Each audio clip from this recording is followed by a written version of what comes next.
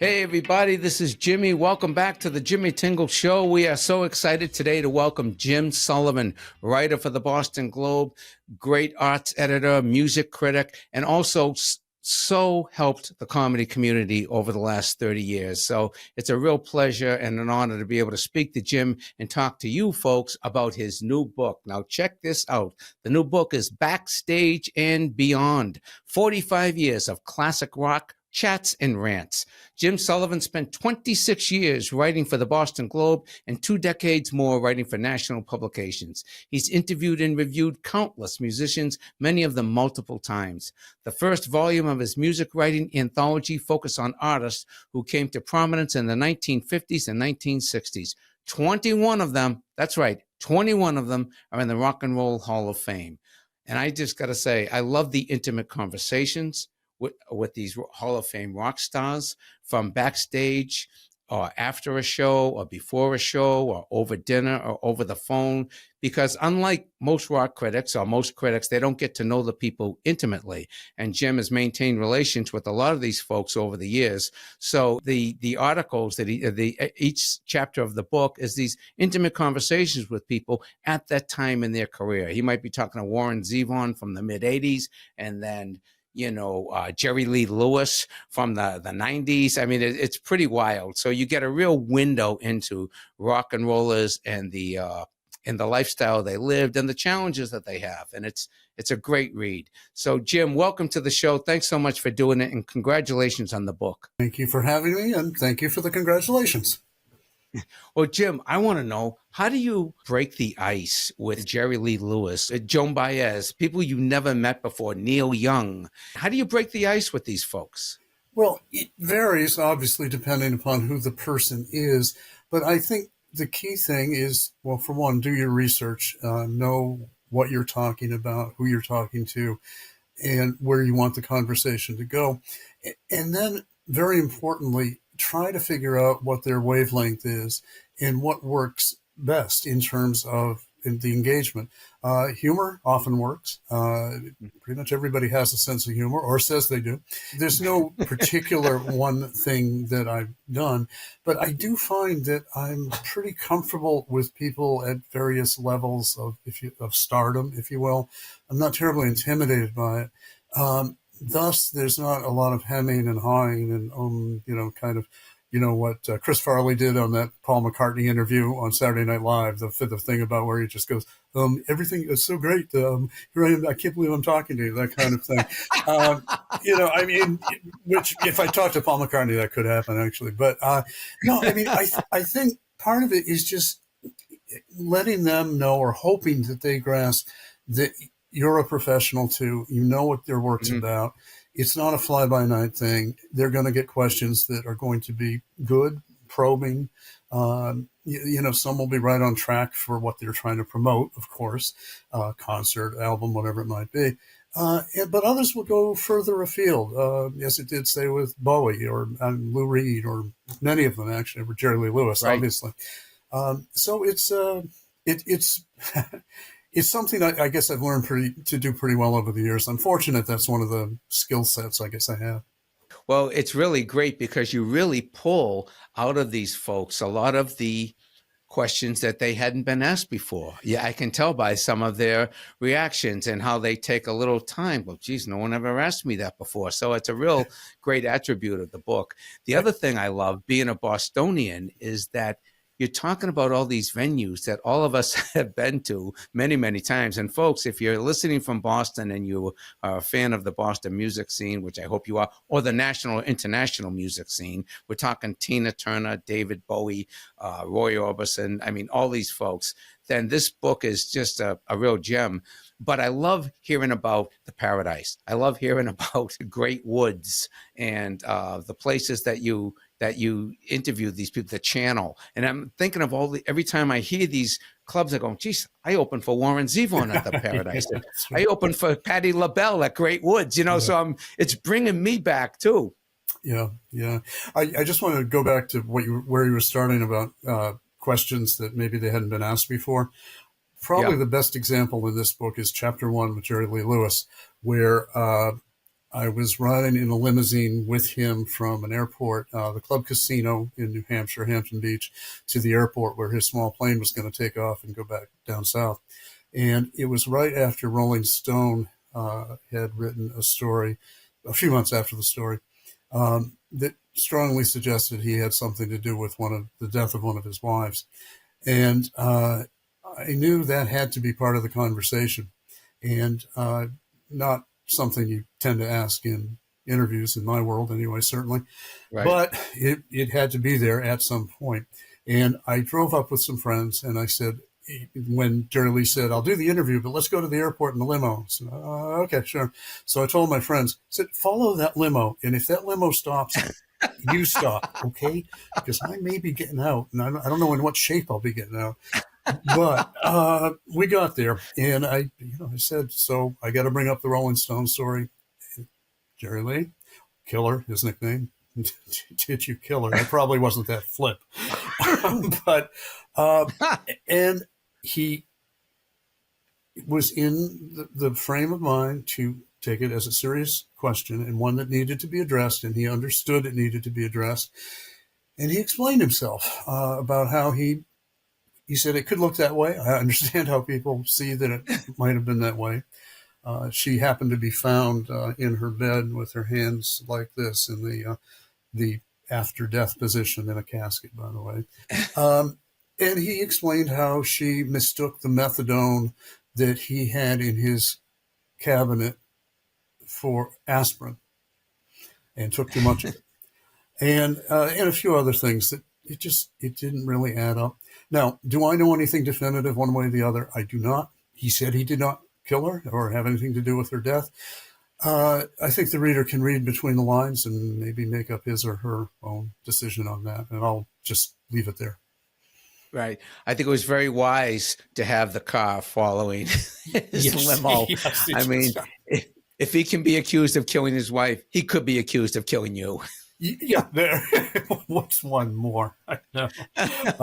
Well, how many wives did he have, Jim? I think there were 6. If I'm not mistaken, I think. Jimmy, this is just kind of funny, asking about whether you killed somebody. I did it one other time.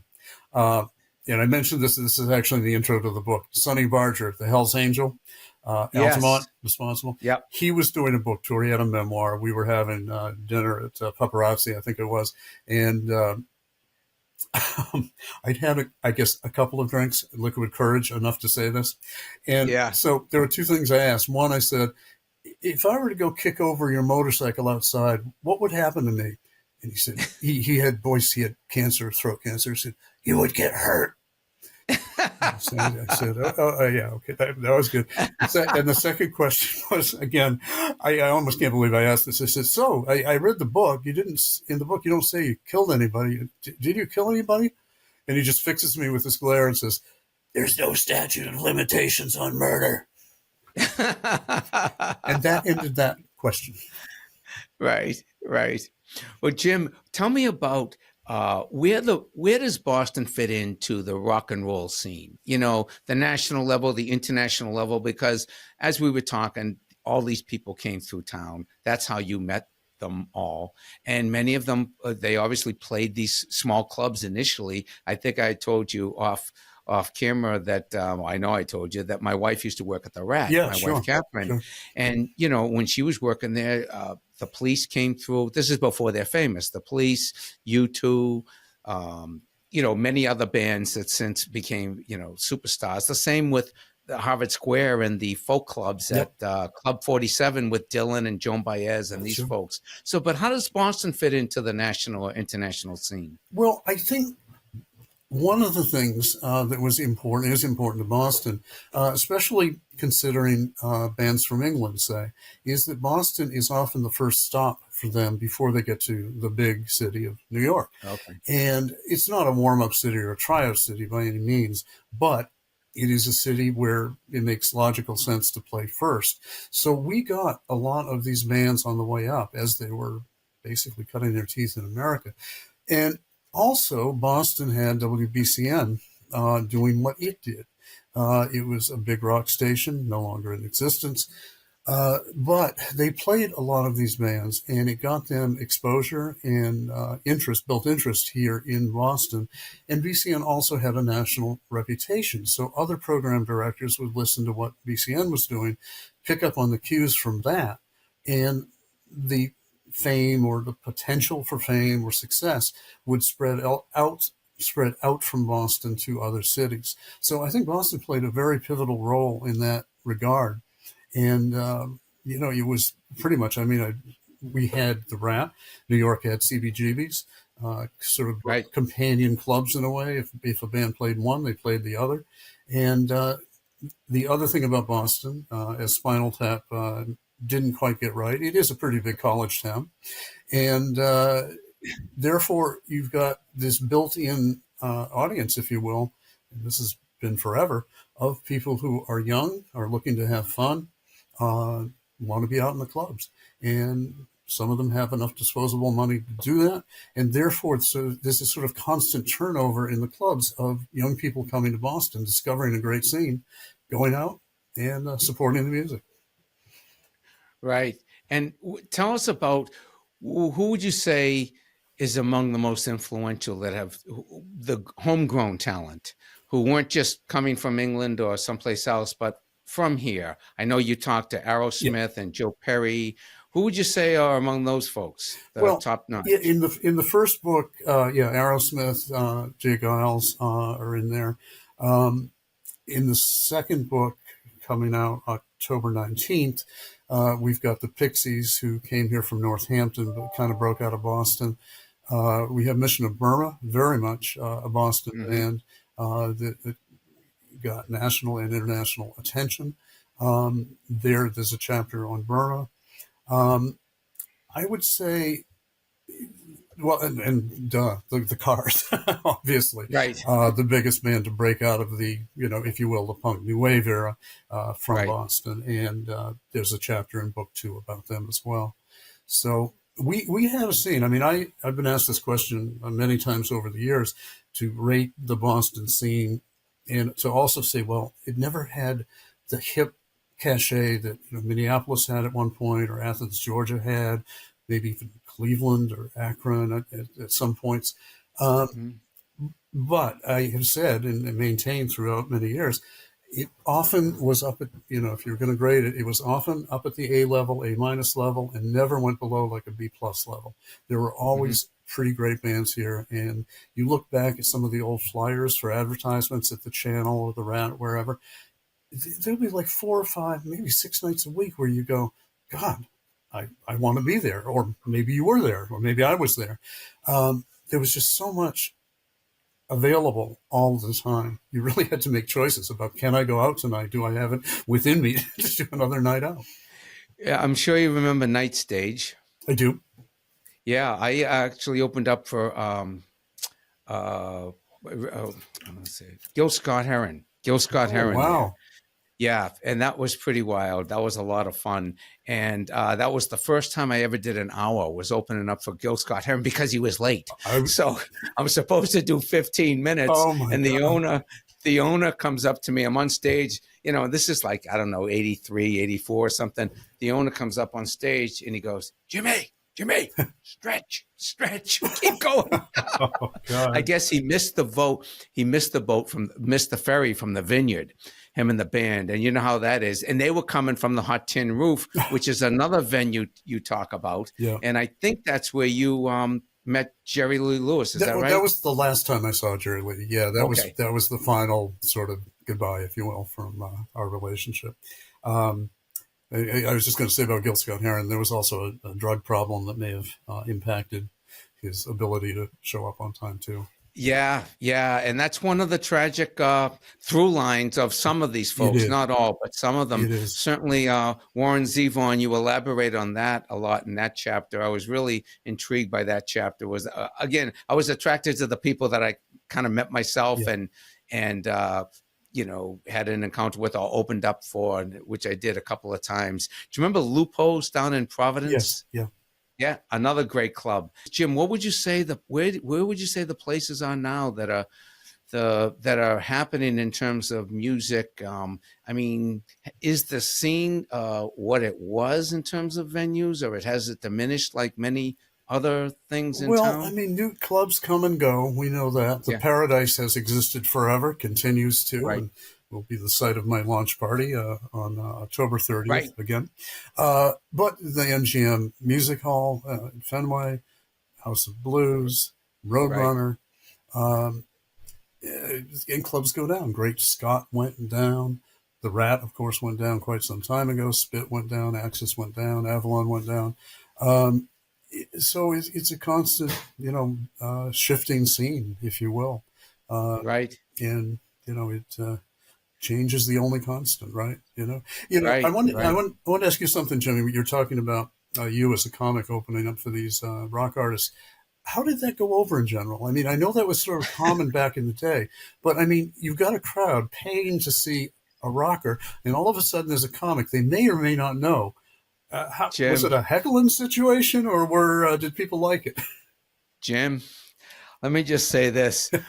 Warren Zevon went great because it was at the Paradise and it's intimate and there's, what does it hold? I don't know, 400, At the 500. time, No, it was it's like not like, 550 or something. Yeah, yeah, yeah, yeah. it wasn't 10,000 No, people. Okay. So you could, and he was on at like 8. So I'd go on before that or maybe right at 8 or something. So that one went really well. And actually, my wife and her brother were in the audience that night before we had ever met, before Catherine and I had ever met. So that one went well. But I did Patti LaBelle at Great Woods. Okay.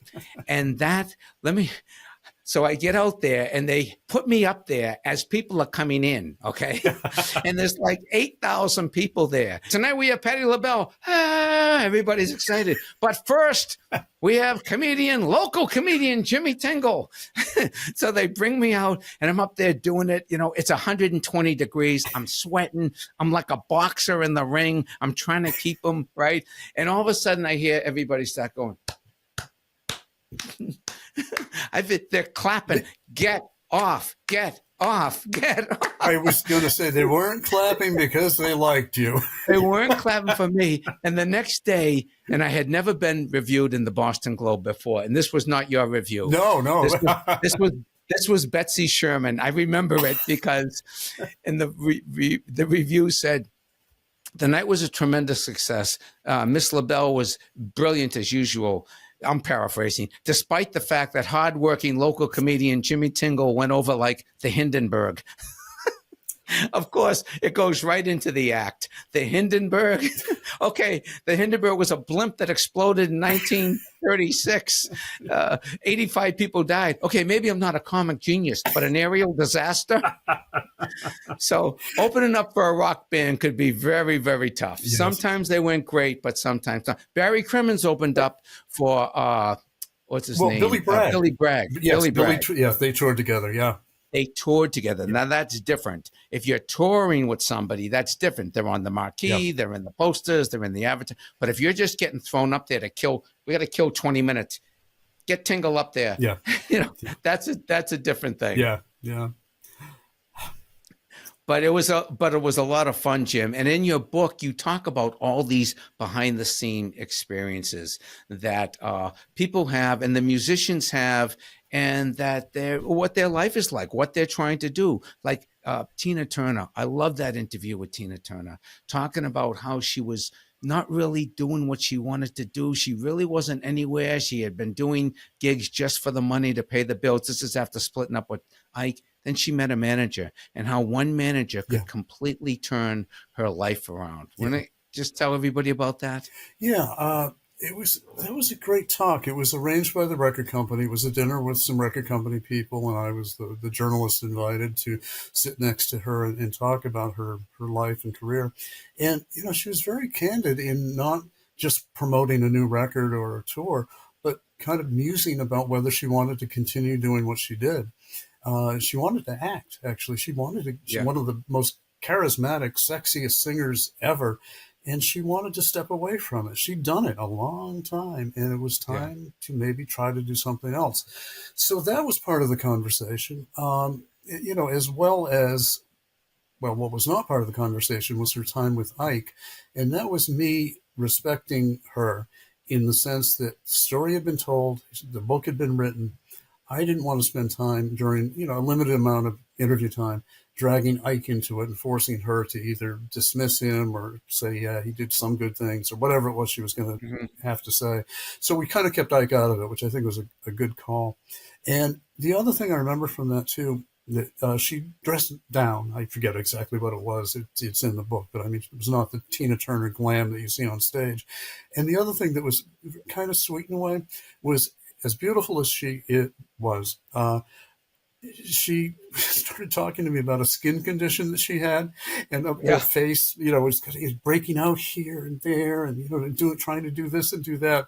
And I'm sympathetic, but I'm also thinking, my God, this beautiful woman is telling me about her problems looking good, and this is for publication. It's not just a private talk. So I mean, it's very humanizing, I guess, in a way. I mean, she has problems we all have. Well, she was great. And what I loved about that was a lot of this is luck. A lot of who makes it in music is so competitive, and there's so many people. A lot of it is, do you hook up with the right people early on? Do you meet the right manager? Do you have an agent that believes in you? Do you have a record company that's behind you? And what I've just found so amazing about that story and uplifting really was she found a manager who just loved her, understood the business, took her under his wing. He's from Australia, I believe. Yes, yeah. And that made all the difference. And then he just did the business. She did the songs, and he made her a superstar. And keep in mind, she was considered old at that time. Yeah. I mean, it was sort of, record companies didn't really want her. She'd had her moment in the sun. Okay, thanks, goodbye. And so it took a lot to get her to where she went again. Right. And she went bigger than just about anybody. She did. But you said she was considered old. I think she was 42 at the time. Yeah, something like that. Yeah. I mean, when you're in your 40s, I mean, come on, we're not athletes here. You can do music. I mean, the Stones are touring at 80. That's right. So that is one thing that's changed, and probably because people, the whole country, their audience is also 80, right. right? And so the everybody's evolved, but they didn't see that when back in the day. Yeah. But that was just a very revealing part of the book that I loved.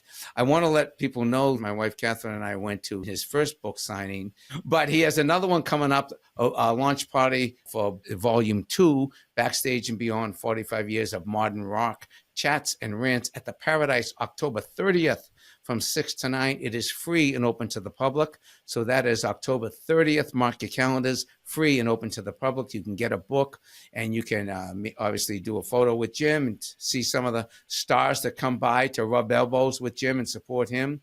Also, on November 7th, he'll be at the Burren. He'll be there with Courtney Swain, and I'll take it she'll be doing a set. Yeah, it's the Earful series has 2 writers and 2 musicians, and we alternate. I know I'm going to start the night. I'm not sure. Ted Leo, I believe, and then Mark, and then Courtney, I think is the way it's going to go.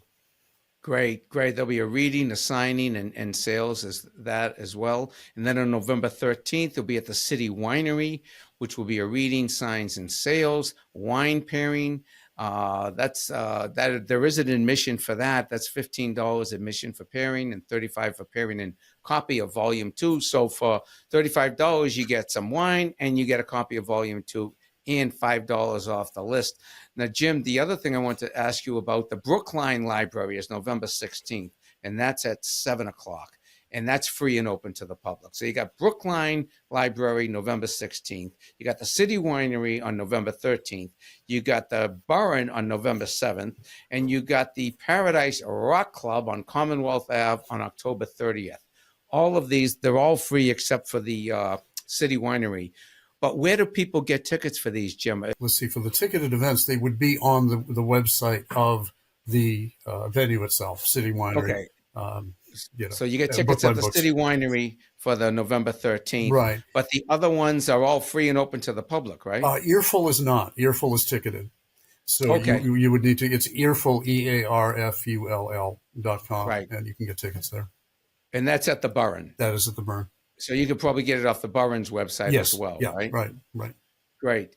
Well, it's an awesome book, Jim. Congratulations. And let me just ask you, what was the motivation to write? Were you just like, you know what, I've been doing this for, what did you say, 40 years? Yeah.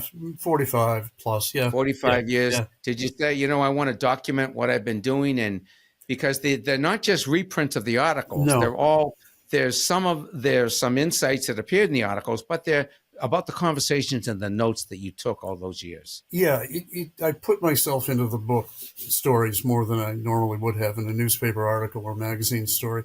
But the impetus to do it, well, I credit my wife, Rosa, for over the years saying, you've got some great stories, you know, this might Yeah. make a good book.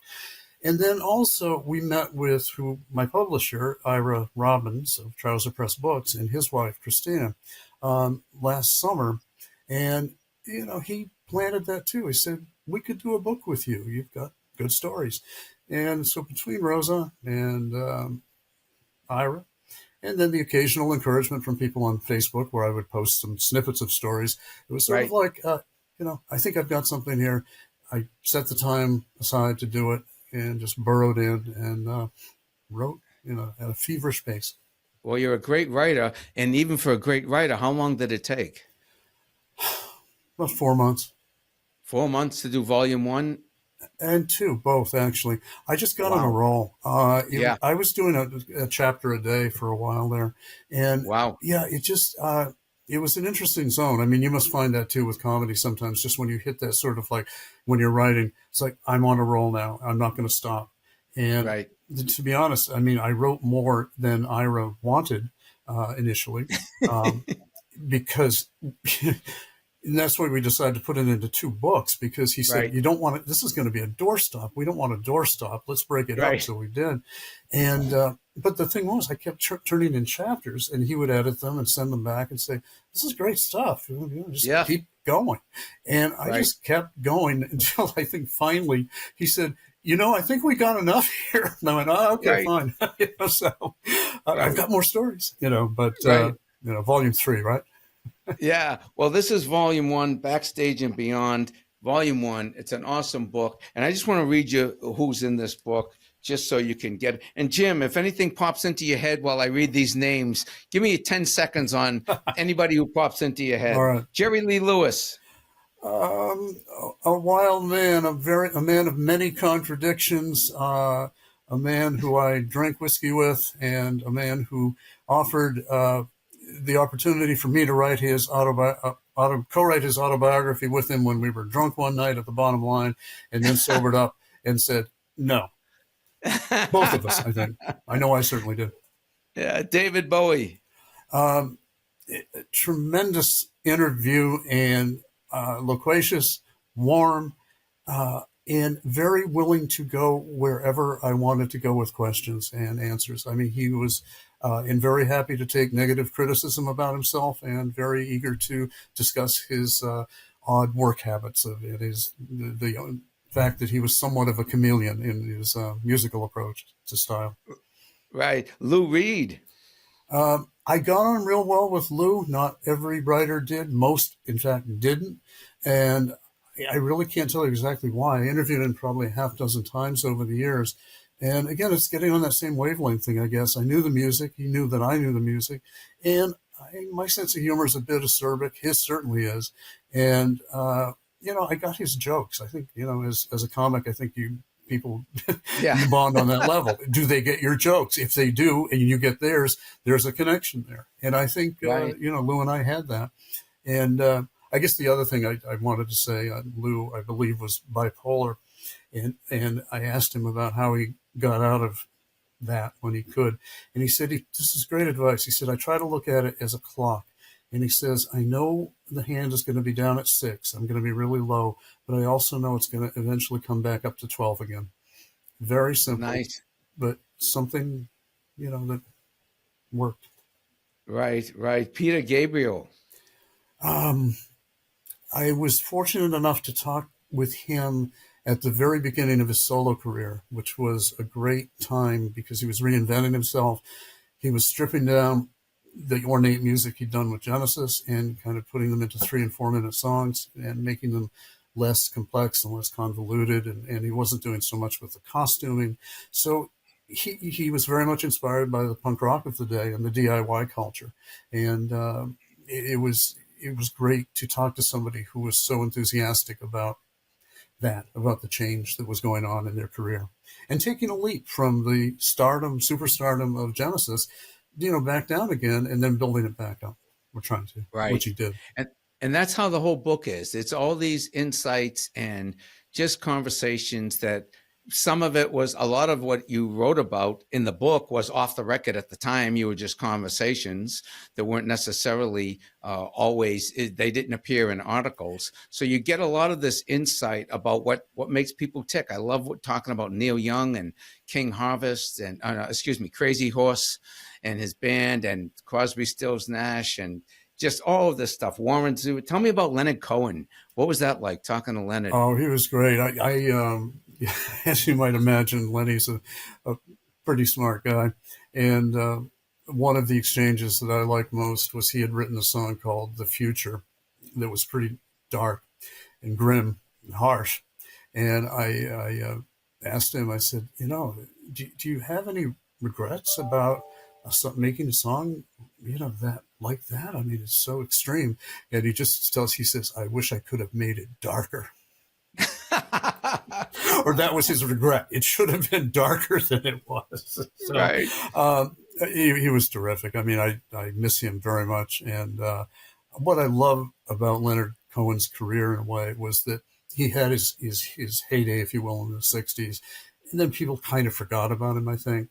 And then when the post-punk generation came in, people like Dick Cave and PJ Harvey and others, they kind of rediscovered him and brought him to an audience that maybe didn't know about him or didn't know much about him. And that new audience realized that, oh, he's one of us. He's an older guy, but he's one of us. And, and then, of course, Hallelujah hit with Jeff Buckley. And then it was, right. Yeah. Right. And that's just great. It's just great to hear that people can reemerge with the times. And Neil Young talks about that. He says, you got to change or you're dead or no one's going to pay any attention to you, but that you can persevere. And the same attributes that go into writing songs in the 60s is the same formula and emotions that are driving you to write in the 2000s. And that goes for comedy or acting or writing or anything. Well, one thing I liked about Neil, too, was he was so adamant about what he was doing at the time. And one of the early interviews I did with him was when he was playing country music with the International Harvesters. He played Foxborough there with Willie Nelson and some others. And he was just saying, my best Neil is, I played so many screaming loud rock and roll guitar solos. I've had it. How many more of those can you do? Country music is where I'm at. I'm like an old dog circling the rug, and I think I finally found my spot. Okay, let's move ahead about 3 or 4 years. What's he doing? He's playing kick-ass loud rock and roll with Crazy Horse. Hilarious. Jim, you know what I also was interested in about talking to Tina Turner? She wanted to act, but she said there were very few roles for women and hardly any roles for Black women. So one of the things, most of the folks that you talk here are men, because those were the rock and rollers of the time, but you talk to quite a few women. And just give me a little insight in, for example, Marianne Faithfull and Joan Baez and Katie Lane. Did they address that the challenge it was for women in rock and roll? No, not particularly. And I tended not to ask that question of what's it like to be a woman in rock and roll. It kind of sounded a little patronizing to ask that. And I mean, clearly there were women in rock and roll, but by the time I talked to them, they had carved out their territory and, had a fairly substantial level of success. Marianne fought it probably harder than maybe the others did, fought for it, and went through some horrible times, again, drugs and booze and recovery, part of which was done here and outside of Boston. But, she became, again, a slightly older person who fit into that whole punk new wave milieu and was rediscovered by people, the punks, if you will. And, the other, Joan, I talked to her a few years ago, And, it was funny. I said, Joan, you may not remember this, but we met once at Newport Folk Festival, and you were, she said, what was I, Queen Joan? Was I a bitch? I said, yeah, you weren't really, you were kind of not so good. She said, okay, that makes sense. And then we had this wonderful interview, and, she was talking about her, being able to do the Dylan songs that he no longer does because they're great songs and she wants to bring life to them. And whatever their history might be, she's grateful to have had that history and to keep those songs, in her canon, if you will. So great stuff. And the Katie Lang story, too, one of the touching things there was about what she said about Roy Orbison.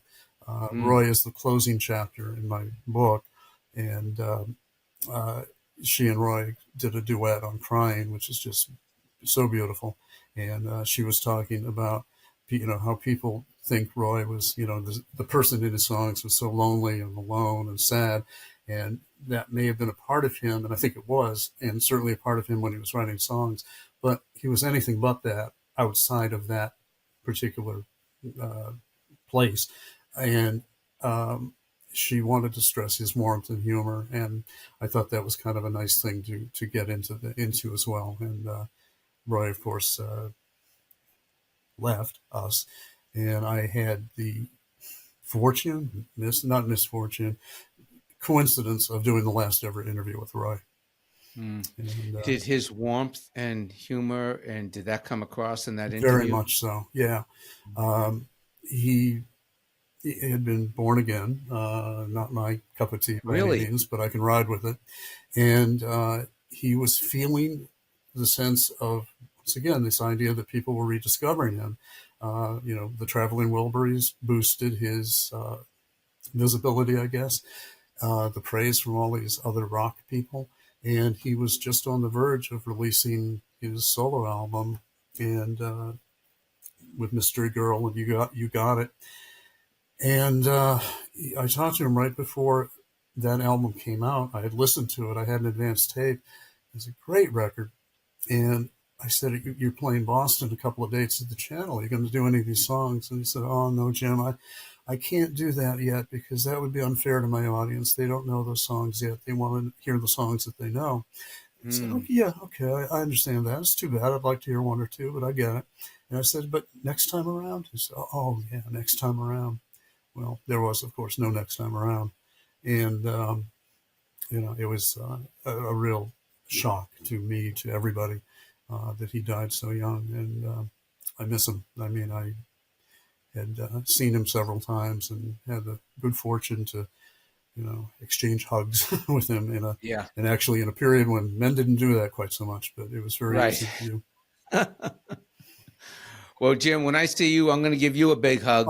And I want to thank you for doing this and thank you for all the support, not only of the music scene, but of course the comedy scene as well. Sure. You've just been such you and Steve Morse and Dean Johnson, rest in peace, Yeah. Dean. But you folks really made it easier, so much easier I'll just speak for the comedy scene, for us, and obviously for the music scene as well. And it's a real tribute to the Boston music and music in general. Folks, get this book. This is volume 1. Go to the Paradise on October 30th. You can go to the Burren on November 7th. You can go to the Brookline Library. I think that is what is that one, Jim? 16th. The 16th. And there's also the City Winery. And what is that date? That's the 13th. The 13th. You got them memorized. I'm glad.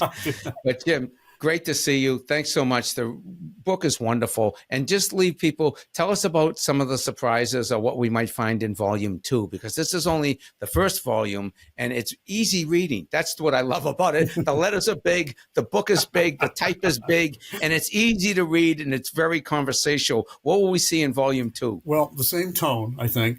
Yeah. But it keys on the Clash, the Sex Pistols, Billy Bragg, Ramones, the Damned, the Buzzcocks, Patti Smith. Wow. It's, the post-punk, new wave era primarily. The outlier is Puff Daddy. And what's he doing in there? I just had spent a day with Puff Daddy riding around Boston as he was promoting his record, going to various radio stations. And it's just it's a good story. I mean, it's a Yeah. little bit, as I said, it's kind of an outlier in the book, but it's a good story about riding around with this, shall we say, extremely well-to-do man and his entourage, and being sort of looking in at that entourage and the way they interact with him, and the way he is a master of self-promotion, shall we say. That was fun too. Anyway, it's a fun ride, and I think, I like both books. I think and I think hopefully there's an overlap between the two. Some of the people in the first book, like Lou Reed and Iggy Pop, Roxy Music, certainly influence people that show up in the second book. Well, great, Jim. Thank you so much. Congratulations on both books, and I'll see you probably on the 30th at the Paradise. Thank you, buddy. Looking forward to it, Jimmy. All righty. Thank you.